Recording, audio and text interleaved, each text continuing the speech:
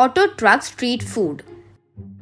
रामापुर नाम के गांव में नागू नाम का एक व्यक्ति रहता था।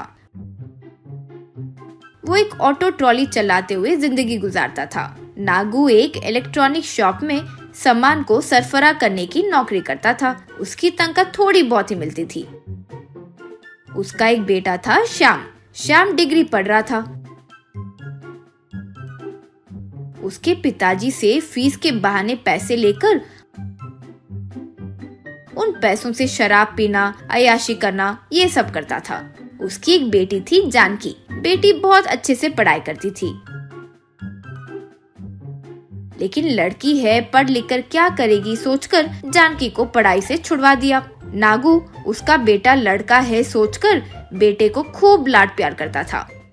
एक बार जानकी पिता को खाना परोसते हुए पिताजी यूं कुछ कहती तो नागू, अरे वाह, आज मुर्गी का सालन बहुत अच्छा बना है। तुम बहुत अच्छा बनाई हो। तुम्हारे जैसे पकवान कोई नहीं बना सकता है बस। यूं कहा जानकी। वो नहीं पिताजी, आपको एक बात कहनी थी, यूं बोली नागू। हाँ हाँ बोलो।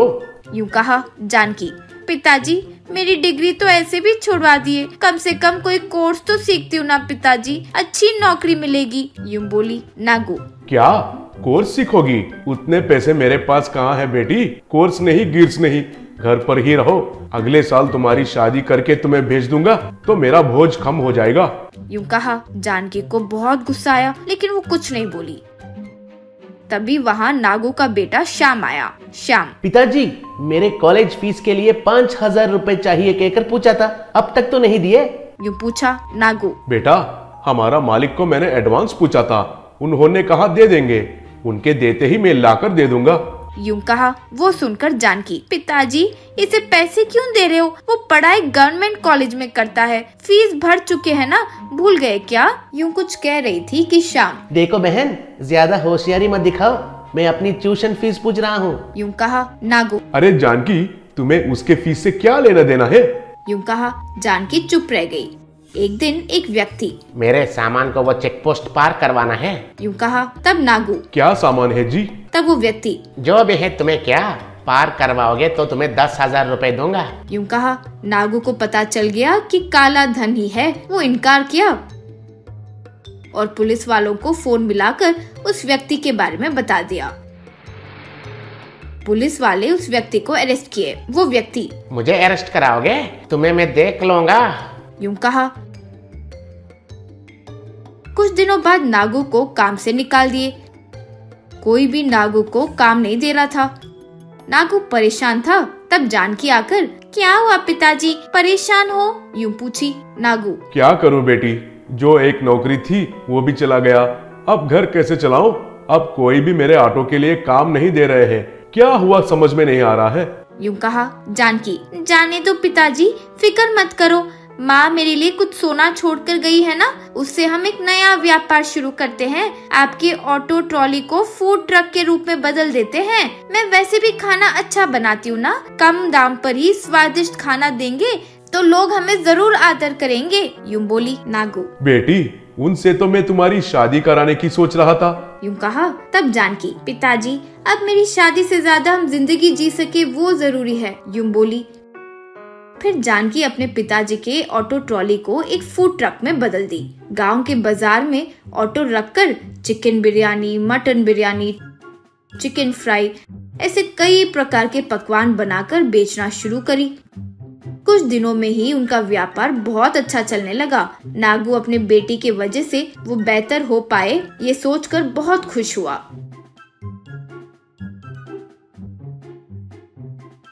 एक दिन वहाँ नागू को सामान ले जाने के लिए जो व्यक्ति बोला था वो अपने आदमियों के साथ आया। वो व्यक्ति नागू से, क्यों रे, फूड ट्रक शुरू कर दिया? तुम्हारा नौकरी छीन लूंगा तो भीख मांगेगा सोचा था, लेकिन तुम तो अच्छे से जी रहे हो। अब ये तुम्हारा फूड ट्रक को भी नाश कर देता हूँ, देखो, यूं कहा। नागू को पता चल गया कि वो राउडी ही उसकी नौकरी छीन लिया। दूसरी नौकरी नहीं मिलने का जिम्मेदार भी वो राउडी ही था। वो राउडी उस ट्रक पर हाथ डालने वाला था, तभी जानकी उसे और उसके आदमी को खूब मारी।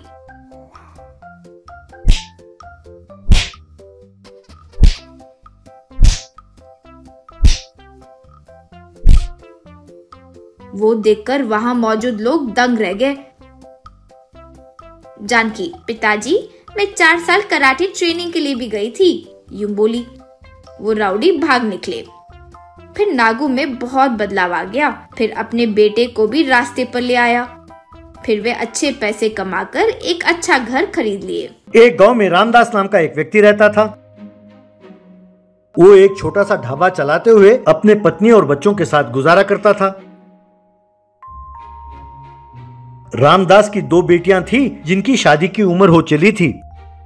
रामदास हमेशा अपनी बेटियों की शादी के बारे में ही सोचता रहता था। एक दिन रामदास की पत्नी जानकी, क्यों जी, आजकल लोगों की शिकायत है कि अपने ढाबे का खाना स्वादिष्ट नहीं है। अगर हमारे ढाबे में लोग नहीं आएंगे तो हम पैसे कैसे कमाएंगे? आपको हो क्या गया है? आप ऐसे क्यों कर रहे हैं? एक वक्त था जब आपके हाथ का बनाया हुआ खाना खाने के लिए लोग दूर दूर से आते थे। अब अचानक आपको क्या हो गया? रामदास, क्या बताऊं जानकी, तुम तो जानते ही हो ये ढाबा मेरे पिताजी ने मुझे सौंपा था। हमारा ढाबा पुराना हो चला है। हमारे मुकाबले में नए नए ढाबे आ गए हैं। उनके चमक धमक को देखकर लोग वहीं जाते हैं खाने के लिए। अगर मैं भी उन लोगों की तरह मिलावटी वस्तुओं का प्रयोग करता तो मैं खूब पैसे कमाता, लेकिन वो मेरे सिद्धांत के खिलाफ है। मैंने जो कुछ पैसे कमाए अपने बेटियों की शादी के लिए मैंने बचा कर रखा है। मैं जानता हूँ कि वो कम पड़ेंगे। ये सब सोचते हुए मैं खाना पकाता हूँ, इसीलिए खाने में स्वाद नहीं होता। अगर मुझे इन्वेस्टमेंट मिल जाए तो मैं अपने ढाबे को बढ़िया बना सकता हूँ। मेरी इच्छा है कि न सिर्फ अपने गांव में बल्कि सारे राज्य में अपना ढाबा सबसे बढ़िया हो। ऐसा कहा तभी उसकी दोनों बेटियां राधा और माधवी वहां पहुंची। राधा अपने पिताजी से, पिताजी आप चिंता ना करो, हम भी अपने ढाबे को नया बनाएंगे। आपने हमारी शादी के लिए जो पैसे बचा कर रखे हैं उन्हें बाहर निकालिए, पहले हम ढाबा को बढ़िया बनाते हैं। तब रामदास, नहीं बेटे राधा, मैंने खूब मेहनत से ये पैसे कमाए हैं और इन्हें बचा कर रखा है। अब मुझ में और खाना बनाने की हिम्मत नहीं है बेटा। बस मेरे पास एक ही रास्ता है, उस ढाबे को बंद करना। तब माधवी, ना पिताजी आप ऐसे ना करो, हम जानते हैं आप इस ढाबे से कितना प्यार करते हैं। आप इस ढाबे को ना बेचे पिताजी। एक दिन एक पार्क के बेंच में राधा और माधवी बैठे थे। तभी वहाँ चंटी और बंटी नाम के 2 भाई पहुँचे। बंटी, हेलो गर्ल्स, क्या आपको किसी का इंतजार है? तब माधवी उठी और बंटी को जोर से एक थप्पड़ मारा। बंटी दंग रह गया। तब राधा, वैसे भी हम बहुत परेशान हैं, ऊपर से तुम्हें मजाक सूझ रहा है। तब चंटी, अरे इतनी सी बात पर तुम्हारे बहन ने मेरे भाई को मारा? अरे अभी से ये हाल है तो शादी के बाद क्या हाल होगा? तब माधवी, शादी होने के लिए हम दोनों के घर वालों को बातचीत तो करनी होगी ना। वैसे भी इस वक्त हमारे घर में शादी का कोई मोड नहीं है। तब बंटी, आखिर हुआ क्या? ऐसा पूछा। तब राधा और माधवी ने जो कुछ हुआ सब चंटी और बंटी को बताया। तब चंटी, अच्छा तो ये बात है, तो तुम दोनों यही चाहते हो कि तुम्हारे पिताजी ढाबा को बंद ना करें और उसे बढ़िया से चलाएं। इतनी सी बात है ना? मेरे पास एक आइडिया है। मेरे जान पहचान का एक व्यक्ति लोन दिलाता है, लेकिन उसकी एक आदत है, उन्हें लोन दिलाने से पहले वो खुद टेस्ट करता है कि जिन्हें लोन दे रहे हैं क्या वो लोन के हकदार हैं या नहीं। भाई अपना बिजनेस ढाबे का है तो ढाबे में कोई बढ़िया सा आइटम बनाकर दो, उसने खाया और उसे पसंद आया तो वो लोन तुरंत दे देगा। लेकिन एक समस्या है, वो प्योर वेजिटेरियन है, उसे नॉन वेज बिल्कुल पसंद नहीं है। अब उसे क्या बनाकर खिलाना है तुम ही फैसला करो। यूं सब मिलकर सोच रहे थे और बंटी राधा और माधवी के लाए हुए टिफिन बॉक्स खोलकर मजे से खा रहा था। तब चंटी, अरे कमबख्त, हम यहाँ पर सीरियसली सोच रहे हैं और तुम मजे से खा रहे हो। तब बंटी, यार ये पनीर की सब्जी तो बहुत ही मजेदार है यार। भाई कुछ भी कहो, हैं तो ये दोनों बावर्ची की बेटियां, भाई बहुत मजेदार पकाया है। तब माधवी, मेरे पास एक आइडिया है। यूं कहकर उसने उन सबको अपना आइडिया बताया। वो दिन आया जब लोन ऑफिसर को उनके ढाबे पर जाना था। राधा और माधवी ने पनीर को खूब अच्छी तरह से काटा। उन्होंने कढ़ाई में तेल डाला, प्याज लहसुन डालकर पनीर का कीमा बनाकर मसाला डालकर पनीर कीमा सब्जी बनाया। तभी लोन ऑफिसर वहां पहुंचा। लोन ऑफिसर, देखो बेटा, लगता है कि तुम दोनों नया नया खाना बनाना सीख रहे हो। अगर तुम दोनों का बनाया हुआ खाना मुझे पसंद ना हो तो मैं तुम्हें लोन नहीं दूंगा, क्योंकि तुम्हारे इस ढाबे का चलना या ना चलना तुम्हारे इस खाने पर ही निर्भर है। भाई अगर तुम्हारा ढाबा चलेगा तभी ना तुम हमारा उधार चुकाओगे। ठीक है, अपने होटल का स्पेशल डिश लाकर दो मुझे।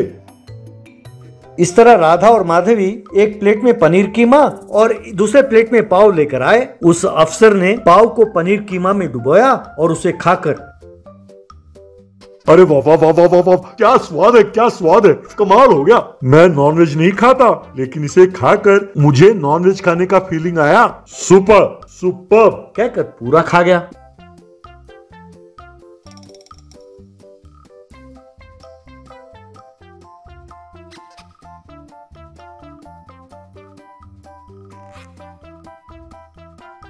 इस तरह उस अफसर ने उन्हें लोन सैंक्शन किया। राधा माधवी बहुत खुश हुए। उन पैसों से उन्होंने उस ढाबे को खूब डेवलप किया, नए किस्म के पकवान बनाने लगे।